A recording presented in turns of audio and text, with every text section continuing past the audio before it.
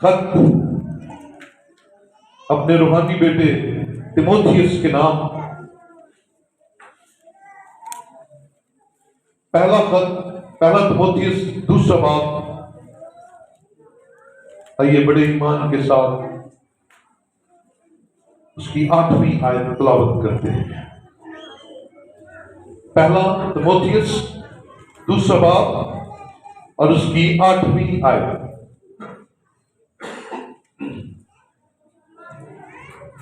मैं साथ मिलकर पढ़िएगा सारे सारे।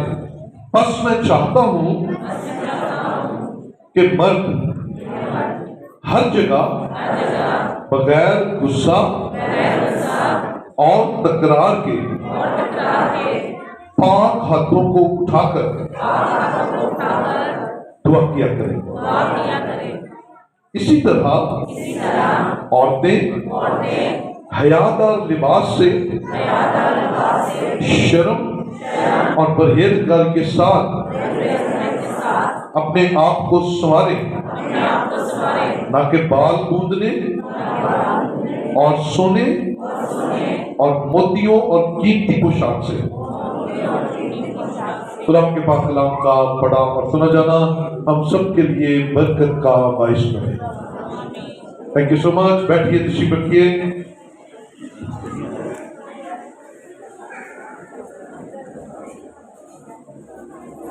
Hallelujah, praise the Lord. खुदा की तारीफ।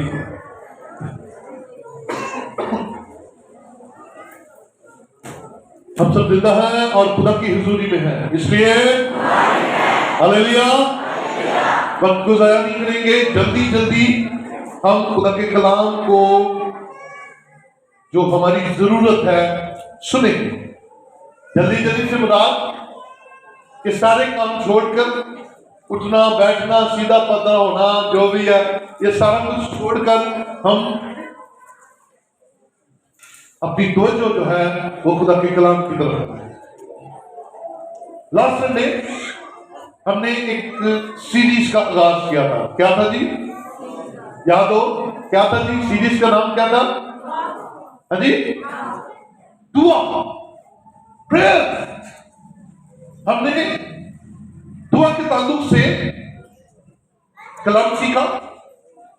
यकीन जानिए अपलोडिंग की गई YouTube पे, और ये 4 दिन के अंदर बहुत ज्यादा लोगों ने इस मैसेज को सुना। आपके पास भी, जिनके पास स्मार्टफोन्स है, वो जरूर मेरा चैनल पास्टर आफ्ताब अहमद के नाम से सब्सक्राइब कर लें। और हर संडे का मैसेज, और मैं जितने भी सेमिनार्स में पढ़ाता हूँ, दूसरे शहरों में जाकर कन्वेंशंस में कलाम सुनाता हूँ, वो सारे के सारे मैसेज जो हैं वो YouTube पर मौजूद होते हैं। लीडर्स के लिए भी है, आप इन मैसेजेस से, इन मजमूनों से इस्तिफादा हासिल कर सकते हैं। सो आज हम जो दुआ के सिलसिले को आगे बढ़ाते हुए हम सीखेंगे वो है दुआ कहां मांगे। पिछले संडे जो दुआ के ताल्लुक से हमने बात की, किसी को याद है दुआ का मतलब क्या है? और जी जी जी, कौन यहां खड़ा करेंगे? कौन है? ये भी किसने ये बताया है? ये भी ऊपर से आवाज आई है भाई।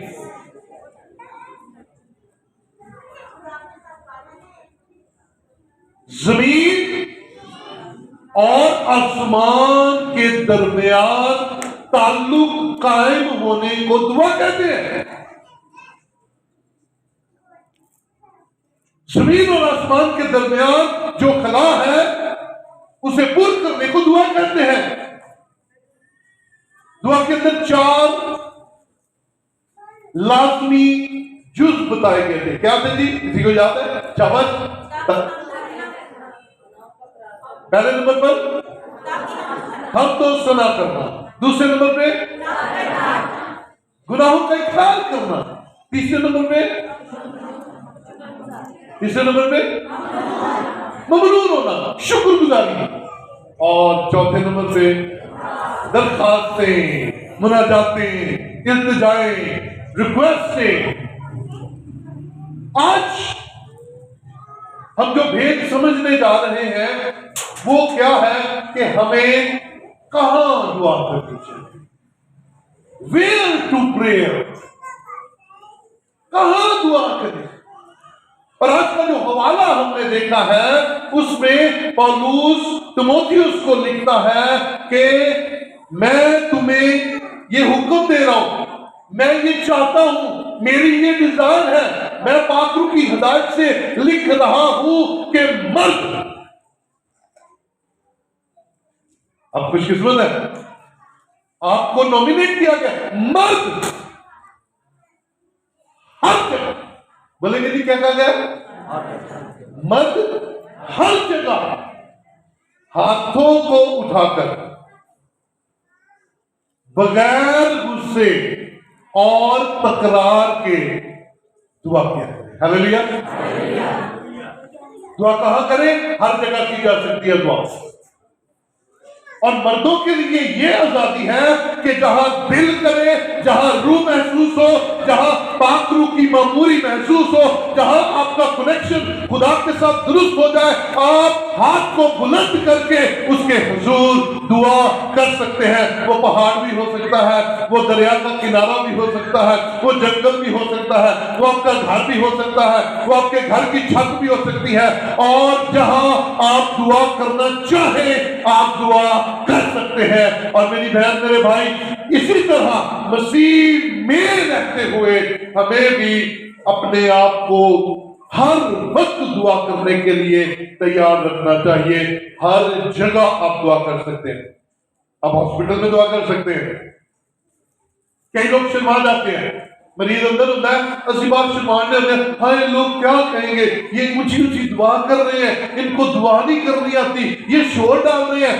याद रख मेरी बहन, याद रख मेरे भाई, जब तेरे दिल में आ गया कि अंदर तेरा मरीज है, जब तेरे दिल में आ गया कि अंदर मसला चल रहा है, जब तेरे दिल में आ गया कि तेरी दुआ अंदर वाले मरीज को शिफा दे सकती है, तो फिर डरना, फिर घबराना, फिर शर्माना, फिर अपने आप को रोकना, अपने खुदा के सामने झुक जा और बोलना शुरू कर, मांगना शुरू कर और तुझसे कहना शुरू कर, ऐ खुदा तू कर सकता है। और आपकी दुआ का जवाब ये होगा कि मरीज बच जाएगा। बोले हालेलुया।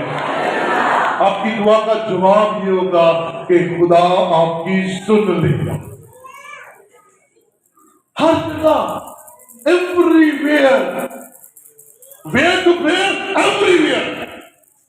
कलाम कहता हर जगह आप जहां दुआ करना चाहें, आपको कोई रोक टोक नहीं है, कोई रोक टोक नहीं है, किसी किस्म की रोक टोक नहीं है। आप दुआ करें, आपका दिल करे दुआ करने को, दुआ करें। आप अपनी ड्यूटी पर दुआ करें, आप अपने बिजनेस पर दुआ करें, आप अपने काम में मशगूल रहते हुए दिल में दुआ करें। आप खुदा के साथ कनेक्ट होते हैं, आपकी आंखें, आपका दिल, आपकी सोच बदल जाएगी और आप देखेंगे कि आपको दुआ करने का मजा आना शुरू हो गया। आपको खुदा की हुजूरी का टेस्ट लग गया, जिसको पंजाबी में कहते हैं लत लग गई है। आप जब तक बात कर नहीं लेंगे आपको मजा नहीं आएगा। आप जब तक बात कर नहीं लेंगे आपको अंदर से सुकून और इत्मीनान महसूस नहीं होगा। बात टेस्ट लगने की है। जब तक हम दुआ करवाते रहेंगे, दुआ करवाने का टेस्ट लगा रहेगा, और जब दुआ करने का टेस्ट लग जाएगा तो फिर उस जैसी बात कोई नहीं होगी। तो मर्द हर जगह हाथों को बुलंद करके बगैर गुस्से, क्या जी, बगैर गुस्से और बगैर तकरार के, बहस किए बगैर दुआ करें। ये खुदा कह रहा है, खुदा का कलाम कह रहा है, किया करें। ये आप पर वाजिब है। और आपको और बहनों को थोड़ी एहतियात करने की जरूरत है। ये हाथ बुलंद करके चौक पे खड़े होकर भी दुआ कर सकते हैं। आप कोशिश करें, हयादार लिबास है, आप खुदा की बेटियां हैं। हम ऐसे माशरे में रहते हैं जहां शायद ऐसा करना लोगों की निगाह में अच्छा ना हो, तो आप अपने खुदा के हुजूर जब पोशीदगी में दुआ करें तो हाथों को बुलंद करें। हालेलुया। पोशीदगी में दुआ करें, घुटने टेक कर दुआ करें जैसे आपका दिल करे। सो पहले नंबर पर आज के मजमून का जवाब क्या है? हर जगह। कहां कहां? हर जगह। अब तो बड़ा आसान हो गया है, डिजिटली कांटेक्ट। दुआ कीजिए, मैं भी दुआ कर रहा हूं। ओके कम ऑन, आइए भी दुआ करें। कई कहते हैं जी अभी मरीज अंदर है, तो प्लीज दुआ कर दे। ऐसे होता है। हमारे भाई आज भाई अनवर गुरु पे जहाँ पर जोरदार ताली बजाए, ये मौजूदा है। खुदा ने अपने बंदे को भी शिफा दी है, इनको स्टंट डाला। इनका मुझे फोन आया, कहते भाई साहब ऑपरेशन थिएटर के बाहर है, प्रोसीजर शुरू होने वाला है, दुआ करें। दुआ की, कहा जाए खुदा सलामती बख्शे। ये भी मान में बड़े पक्के, ये मेरे उन अवाइल दौर की खिदमत के साथी हैं जब मैंने भी शुरू किया था, जब 10-15 लोग होते थे। ये तब से दुआ पर यकीन रखते हैं। और जब ये अंदर थे, इनके बेटे ने दुआ करवाई, कहता जी मैं भी दुआ करूं, भाई दुआ करें, आओ जी। और मेरी आदत लगता आओ मिलकर दुआ करते हैं। और फिर भाई ने मुझे अगले दिन फोन किया, कहते सारा कुछ नॉर्मल हो गया, नॉर्मल हो गया सारा। हालेलुया। इस बेटी ने मुझे फोन किया, क्यों नहीं, क्या था? मामा को दर्द हो रही थी, हार्ट पे नहीं हो रही थी। मैंने दोबारा फोन करके कहते जी दुआ की थी तो सारा कुछ नॉर्मल हो गया डिजिटली।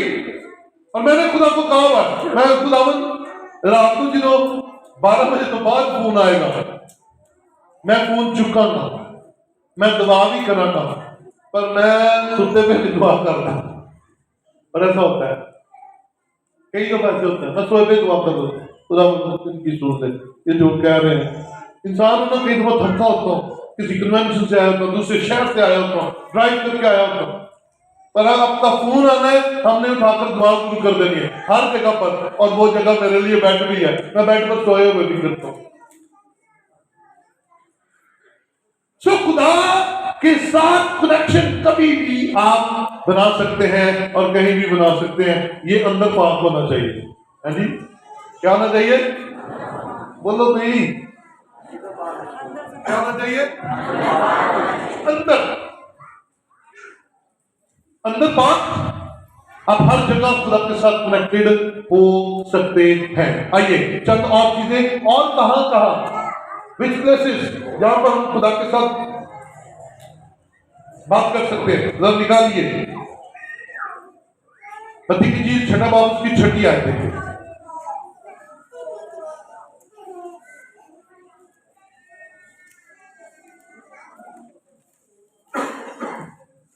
जी मत्ती की चीज 6 बाब उसकी 6 आयत देखिए जरा। लिखा है, बल्कि जब तू दुआ करे तो अपनी कोठरी में जा और दरवाजा बंद करके अपने बाप से जो पोशीदगी में है दुआ कर। इस सूरत में तेरा बाप जो पोशीदगी में देखता है तुझे बदला देगा। पहले क्या कहा? हर जगह। अब यहां पर एक नई चीज, पर्सनल प्रेयर की बात आ रही है। इंडिविजुअल जब आप खुदा के साथ कनेक्टेड होते हैं, पर्सनली आप खुदा के साथ जब एक रूह हो जाते हैं, तो क्या करना है? तो आपने कोशिश करनी है। खुदा के कलाम का हुक्म है कि जब तू दुआ करे अकेला, जब तू दुआ करे अकेला, जब तू दुआ करे अकेली, जब तेरा मन हो अपने रब के साथ, अपने खालिक के साथ दुआ में वक्त गुजारने का, तो अपनी कोठरी में जा। कहां जा जी? कोठरी में जा। अंदर वाला कमरा, कोठरी में जा और कर क्या? सुने रहे, कोठरी में जा और दरवाजा बंद कर दे। लीडर्स, ये आपके लिए खास तौर पर है। जब तू दुआ करे तो अपनी कोठड़ी में जा, अपने कमरे में जा और अंदर से दरवाजा बंद कर ले। दरवाजा क्यों बंद कर ले? दरवाजा बंद करने का क्या लॉजिक है?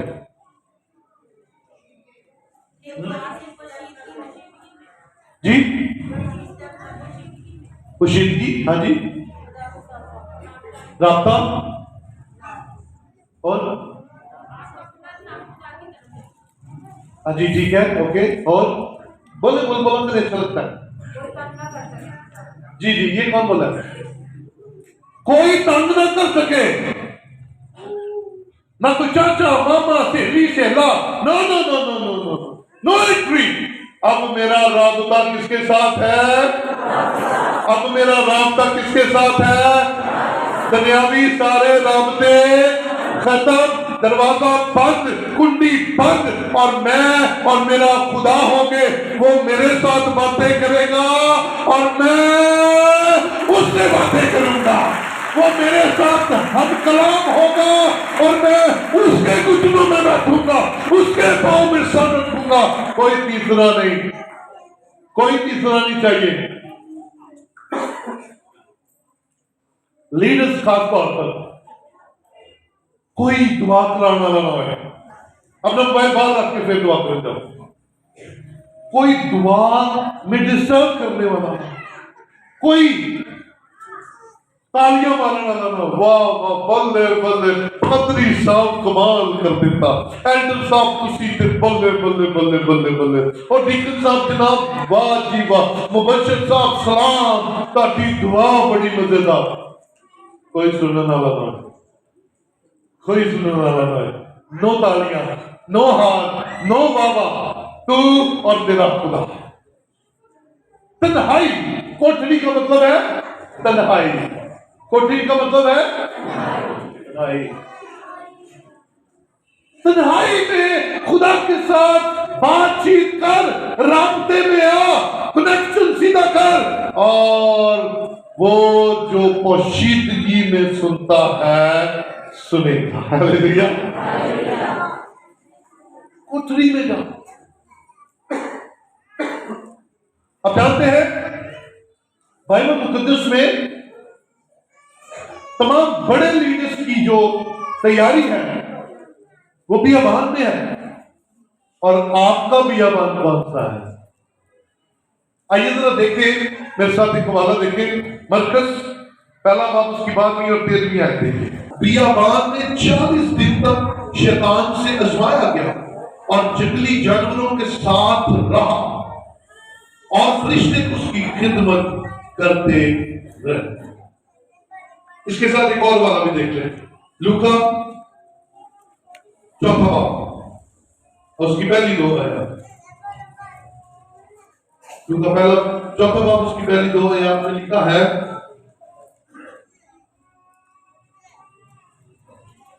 फिर यीशु रूहुल कुद्स से भरा हुआ यरदन से लौटा और 40 दिन तक रूह की हिदायत से बियाबान में फिरता रहा, और इब्लीस उसे आजमाता रहा।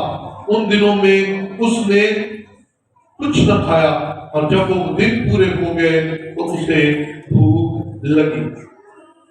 हमारा मुनज्जी, हमारा खुदावंद, बादशाह का बादशाह, वो जो इब्तिदा में था, वो जो हमेशा रहेगा, वो जिसके कहने से सब कुछ हो जाता है, वो जो खुद कलमा है, वो जो कलमा मुजस्सम है, वो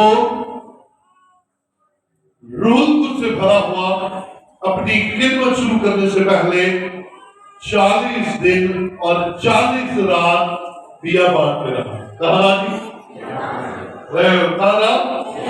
बियाबान में रहा। बियाबान में कोई इंसान नहीं रहता, अकेला यीशु। और अभी हमने मरकज की टीम में लिखा, वहां जंगली जानवरों के साथ रहा। कोई डिस्टर्ब करने वाला नहीं था। उस्ताद गुजरू कर दे, उस्ताद कोड साफ कर दे, उस्ताद मेरे फलाने स्वागत कोई नहीं था। यीशु था, रूह से भरा हुआ था और लिखा है फरिश्ते उसकी खिदमत, फरिश्ते उसकी खिदमत करते थे। गौर से बात सुनिएगा, आप यीशु के क्या रखते हैं? क्या रखते हैं? बेटियां बेटे, लेकिन उसने आपको अपने भाई भी कहा है, उसने आपको अपना दोस्त भी कहा है, उसने आपको अपने साथ बाप की मिरास में शामिल भी किया है। और अगर आसमान का खुदा अपने बेटे यीशु को बियाबान में रहते हुए फरिश्तों की खिदमत अदा करता है, तो आप भी उसके भाई हैं, आप भी उसके दोस्त हैं। अगर आप भी अपना वक्त बियाबान में गुजारते हैं तो उसको फरिश्ते मिलने आते थे, आपको भी फरिश्ते मिलने आएंगे। आपके पास भी खुदा का कलाम आएगा, आपके पास भी खुदा की बातें आसमान से पहुंचाई जाएंगी। Hallelujah, praise the Lord. लेकिन 40 दिन की तैयारी करनी पड़ेगी। कहां रहकर? कहां रहकर? कहां रहकर? आपका भी अबान था।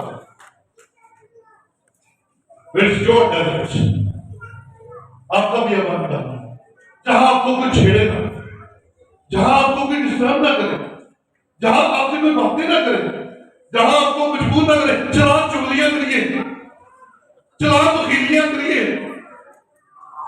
चला वो फलाना पैसा लेके खा गया, गिरजा नहीं बनाया, वो फलाने ने, जहां आपको डिस्टर्ब करने वाला कोई, जहां आपको कोई आपके खुदा की तरफ से ध्यान हटाने वाला कोई ना हो। आपका बियाबान कहां है? आपका बियाबान घबरा है, आपका बियाबान कोठरी है। जहां कहा गया कि अपनी कोठरी में जा, दरवाजा बंद कर और पोशीदगी में दुआ कर। पोशीदगी में तू दुआ करेगा और पोशीदगी में सुनने वाला खुदा तेरी दुआ सुनेगा। मेरे अजीज भाई, बियाबान को पसंद कीजिए, बियाबान में रहकर दुआ कीजिए। कईयों की दुआ एडी ऊंची होती है, बंदेदार बेचारे परेशान हो, सस बखरी आवाज़ वड्डी उनको भैन बन गई है। हम साढ़े कान खाई जान नहीं है, अक्सर सुनने को मिलता है। तो आपकी कोठरी बंद है, अब फिर आप दुआ करें जितनी मर्जी। जब आपकी नीयत में आपके खुदा के साथ राब्ता, तो फिर खैर है। फिर आप कोठरी के अंदर जो मर्जी करें, बार बार आती है ना बराबर। तो जे तुम आप बेड़े च बैठ के मैं भले भी सुनानी बड़ी भैन,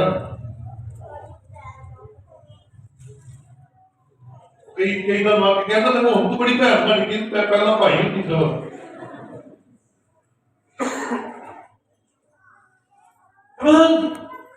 अपनी कोठरी में जा, कोशिश में दुआ कर, राबता बना, खुदा के हुजूर जा, खुदा के साथ राब्ते में रह। और यीशु मसीह 40 दिन और 40 रात का नाम मूसा की जिंदगी के 3 बड़े द्वार हैं। मूसा की उम्र कितनी थी? कोई इधर नहीं सकता है, 120 years। और उसकी जिंदगी के 3 बड़े अदवार हैं, 40 साल के। पहले 40 साल उसने फिरौन के महल में एज ए प्रिंस गुजारे। क्या यार कुछ बोलते नहीं थे ना, कम खराब है। कैसे?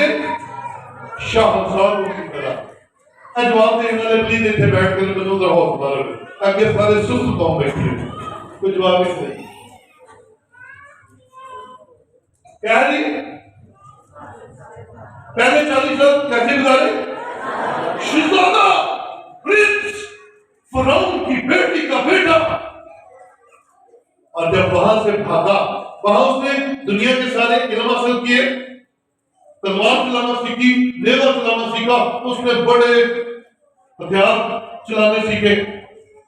40 साल का जब हुआ, ऐसा वाकया हुआ, दौड़ना पड़ा बाप से, सीधा बियाबान में ब्रेक लगी है। कहा जी? वहां पर पेड़ बकरियां चलाना शुरू हो गया अपने खुद की। 40 साल बियाबान में रहा। एक बादशाह के लिए जो महलों में रहता हो, जिसका बिस्तर नरम, जिसका कंबल मखमली, जिसके हाथों में सोने की अंगूठियां, हीरे की अंगूठियां, आने जाने के लिए रात इज्जत सलामे, कहां चला गया? बियाबान में चला। और बियाबान तकलीफ देने वाली जगह है, जहां बारिश होती है तो छत कोई नहीं होता, जहां आंधी चलती है तो कोई शेल्टर नहीं होता, जहां भेड़ों को चुराते हुए दरिंदों से लड़ना पड़ता है, जहां अपनी भेड़ों की हिफाजत करने के लिए जंगली जानवरों का सामना करना पड़ता है। और मूसा 40 साल चरवाहे के तौर पर वहां। 40 साल बाद जब ट्रेनिंग पूरी होगी, जब बियाबानी सफर पूरा हो गया, तब खुदा झाड़ी में आकर उसके साथ बोला। तब, और मैं उस झाड़ी को कई दफा देख चुका हूं, कई दफा खुद अपनी आंखों से देखा। हरी भरी है, मजे की आग नहीं लगी हुई उसमें, लेकिन हरी भरी है आज भी, ग्रीन, और वो 12 महीने ग्रीन भी रहते हैं।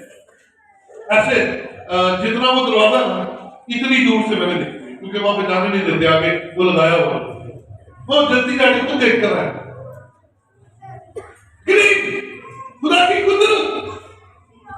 और खुदा ने मूसा से कहा, मैं तुझे फिरौन के पास वापस भेजना चाहता हूं, मैं दोबारा तुझे मिस्र में भेजना चाहता हूं। गो बैक टू इजिप्ट, वापस मिस्र को जाओ। भाई, ये 40 साल बियाबान की जिंदगी थी, जिसने उसे इस काबिल कर दिया कि अब वो बड़ी इस्राएली कौम का लीडर बन सकता है। हालेलुया। और वो बियाबान में बकरियां थी, भेड़े थी, और मूसा था, और उसका खुदा था। Hallelujah.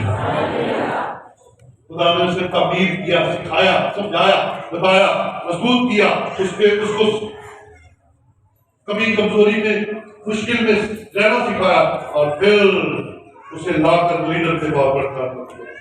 If you are become a leader, अगर आप लीडर बनना चाहते हैं, मेरी बेटियां, मेरे बेटे, मेरी बहनें, मेरे भाई, तो बियाबानी जिंदगी में अपना वक्त गुजारना शुरू कर दीजिए। तन्हाई में खुदा के साथ बातचीत करना शुरू कर दीजिए। अभी तीसरा बंदा याकूब जब अपने भाई को डॉज देकर दौड़ा, बियाबान में जाकर डेरा पै गया, पत्थर सर के नीचे रखा और सो गया।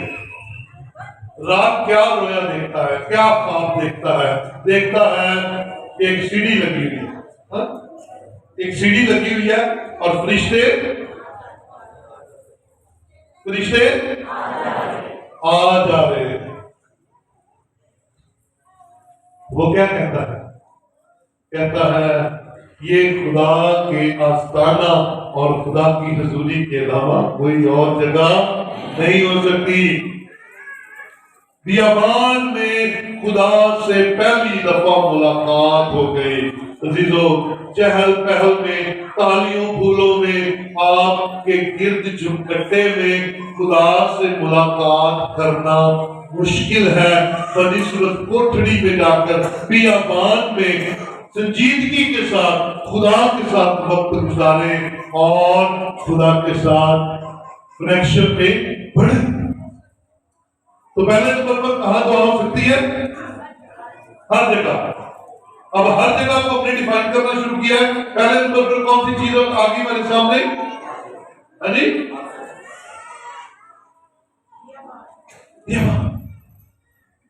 और बियाबान, आपका बियाबान कौन सा है? आपका बियाबान किधर है? चेकर्स हॉस्पिटल, यही पर है, ये इबादत में है। आपका व्यवहार कौन सा है? कमरा, कुटड़ी, जो आप दुआ के लिए इस्तेमाल कर सके, अंदर से कुंडी मार के खुदा के हुजूर झुक सके। आगे चलकर एक और मजमून भी आएगा कि कैसे दुआ करें, फिर मैं आपको दुआ करने के तरीके सिखाऊंगा। सो कोठरी में दुआ कीजिए, फिर उसके बाद आइए लूका की जीव में आइए जल्दी।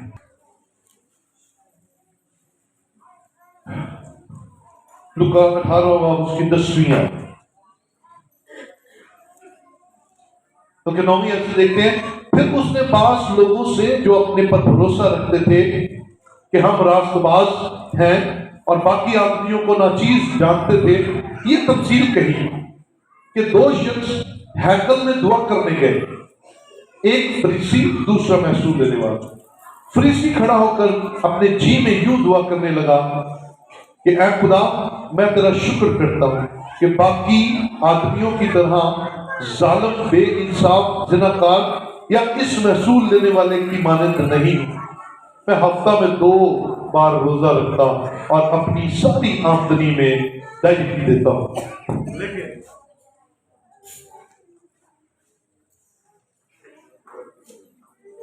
महसूल देने वाले ने दूर खड़े होकर इतना भी न चाहा कि आसमान की तरफ आंख उठाए, बल्कि छाती पीट पीट कर कहा, ऐ खुदा, मुझ गुनहगार पर रहम कर। मैं तुमसे कहता हूं कि यह शख्स दूसरे की निस्बत रास्तबाज ठहरकर अपने घर गया, क्योंकि जो कोई अपने आप को बड़ा बनाएगा वो छोटा किया जाएगा, और जो अपने आप को छोटा बनाएगा वो बड़ा किया जाएगा।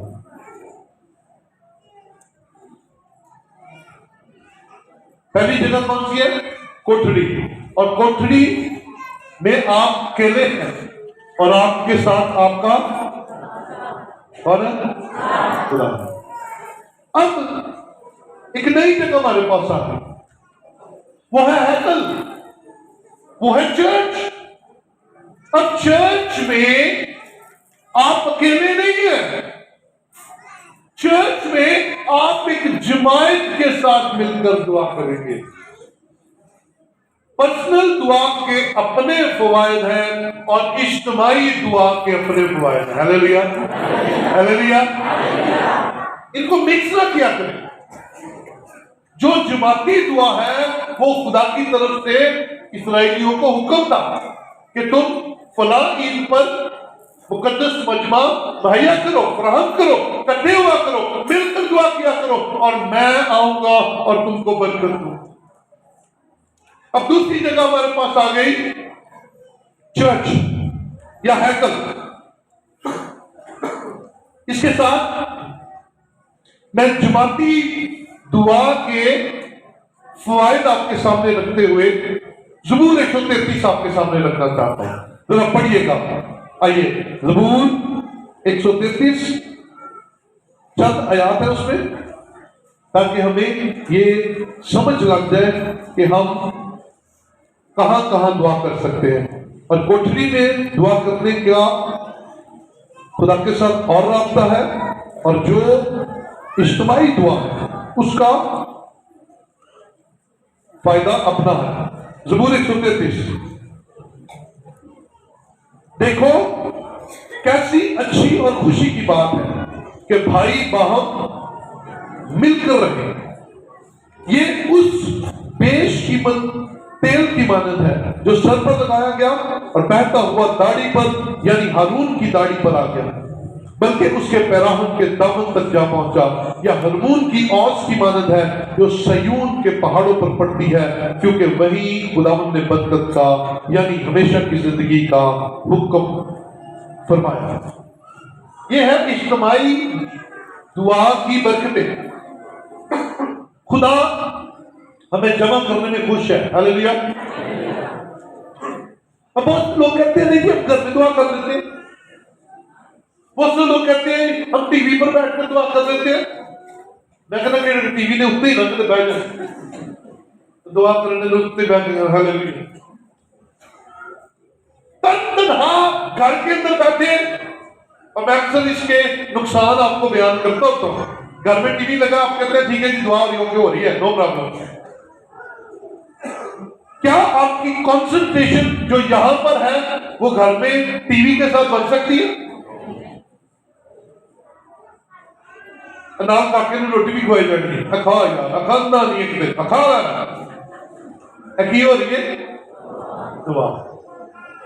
बारह मंगन ये सब्जी वाला ले भी है, निकलो भी ले ली, सब्जी भी ले ली, आलू भी ले ली, फलाना भी ले ली, की हो रही है?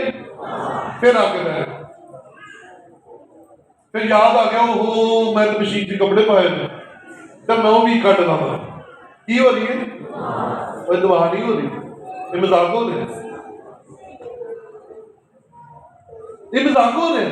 तो भाई खुदा कहता है कैसी अच्छी और खुशी की बात है कि भाई बाहर कलीसिया बाहर मिलकर खानदानी तौर पर नौजवान बेटे बेटियां मर्द खवातीन मिलकर मेरे घर में आए, मिलकर मेरे हुजूर आए, मिलकर मेरे साथ दुआ में बैठे। ये खुदा चाहता है मिलकर आए। और फिर वो कहता है ये कैसी बात है, देखो कैसी अच्छी और खुशी की बात है कि भाई बहन ये उस तेल की मानद है जो हारून के सर पर डाला गया। कहां डाला गया जी? सर पर डाला गया, और वो बहता हुआ दाढ़ी पर, बल्कि पेराहन के दामन तक जा पहुंचा। सुनिएगा, ये बरकत की बात है और ये भेद लेकर जाइएगा दुआ का, इज्तिमाई इबादत का। आप अपने घर से निकलते, मेरे भाई निकले, मेरी बहनें निकली, मैं जो एक घर से निकलता, घर में देखता यार चल जाना यार, रात के कपड़े प्रेस थे, लेकिन गली के चौक में ऐसा कुछ देख लेता है कि रूह बुझ जाए, लेकिन फिर भी वो चल जाता। भाई अल्लाह रखा घर से निकलता है, वो घर में रोड पे कोई एक्सीडेंट देख लेता है, उसका रूह शुक्रगुजारी से भर जाता है, खुदा तूने मुझे बचाया हुआ, तेरा शुक्र है। बहनें निकलती हैं, वो उनके दिल में पता नहीं क्या कुछ अच्छा कुछ बुरा ऐसा चल रहा है, मैंने जाकर करना है, मैंने आकर करना है। अब इन तमाम कंडीशंस में खुदा के हुजूर आ गए। बड़ी भेद की बात है ये, बड़ी भेद। आगे बैठ के परस्तिश होना सुनिए। ये जो आए थे बुझे हुए, ये खेलना शुरू हो गए, परस्तिश में ये खेलना शुरू हो गए। पाखरू का लेवल जो 30% था वो 50% हो गया। फिर और परस्तिश हुई, परस्तिश का लेवल बढ़ता गया, रूह का लेवल बढ़ता गया, और आखिरी गीत आकर गाया गया तो यहां से ब्लेसिंग चल रही है और नीचे एक एक पर ठहर रही है। जो 30% वाला है वो भी 100% हो गया, जो 50 वाला है वो भी 100% हो गया, और जो 60 वाला है वो भी 100% हो गया। और फिर यहां से लेकर एंड तक और यहां से लेकर उस एंड तक सारे के सारे रूह में 100% हो गए, सारे के सारे। और फिर खुदा बोला, और फिर खुदा ने सिखाना शुरू किया। खुदा ने कहा तू हर जगह दुआ कर सकता है, तू पर्सनल दुआ करना चाहता है तो कोठरी में जाकर दुआ कर, और अगर तू इज्तिमाई खानदानी दुआ करना चाहता है तो फिर खुदा के घर में आ। ये उस तेल की मदद है जो सर पर डाला गया, यहां पर डाला गया, यहां से फिर नीचे की तरफ जाएगी ब्लेसिंग, मसा यहां से नीचे की तरफ जाएगा, बरकत यहां से नीचे की तरफ जाएगी।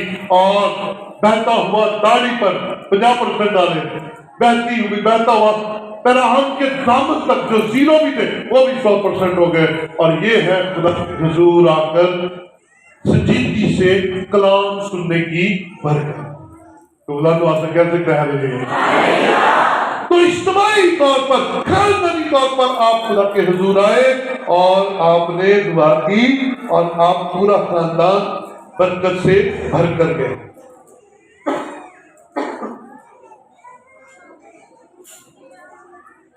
इस मैसेज को बंद करने लगा।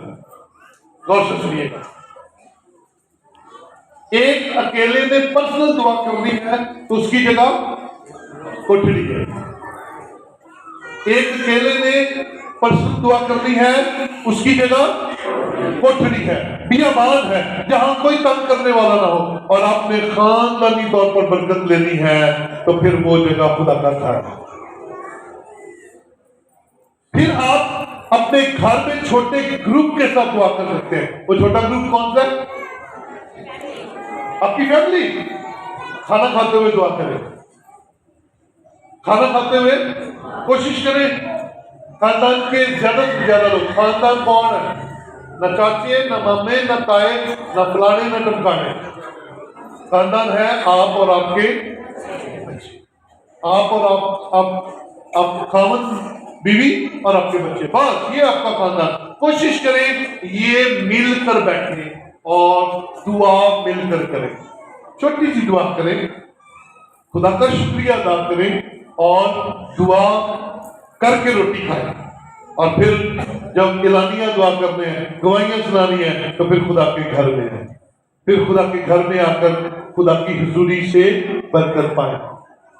लेकिन दुआ का म्यार वही होगा। कौन सा?